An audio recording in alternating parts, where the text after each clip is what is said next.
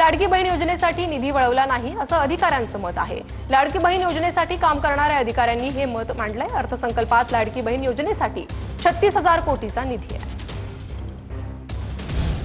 मालवणच्या राजकोट किल्ल्यावरील शिवरायांच्या पुतळ्याचं अनावरण मुख्यमंत्री देवेंद्र फडणवीसांच्या उपस्थितीत अनावरण, तर उपमुख्यमंत्री एकनाथ शिंदे, अजित पवार देखील उपस्थित राहणार आहे। याचा आढावा घेतलाय आमच्या प्रतिनिधींनी, पाहूयात।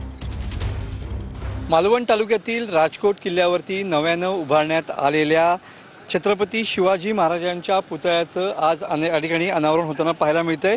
83 फुटांचा हा दिमागदार आणि शानदार असा छत्रपती शिवाजी महाराजांचा पुतळा या ठिकाणी उभारण्यात आलेला आहे।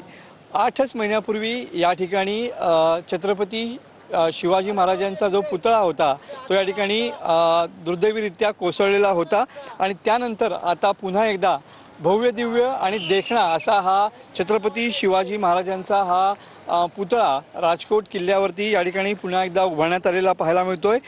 राम क्रिएशन आर्टचे शिल्पकार राम सुतार यांच्या अध्यक्षतेखाली हा भव्य आणि दिव्य पुतळा या ठिकाणी पुन्हा एकदा उभारण्यात आलेला पाहायला मिळतो आहे।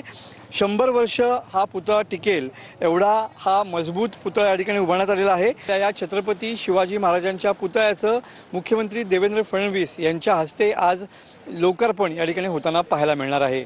कॅमेरामन समित गजनेसह मी मनोज लेले, TV9 मराठी, सिंधुदुर्ग।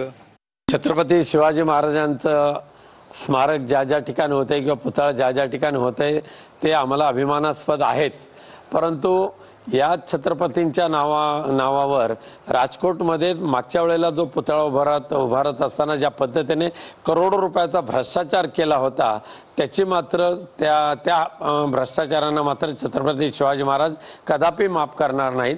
नव्याने उभा केला जाणारा हा छत्रपती शिवाजी महाराजांचा पुतळा तो मात्र तेवढाच दिमागदार पद्धतीने राहील अशी मला खात्री आहे।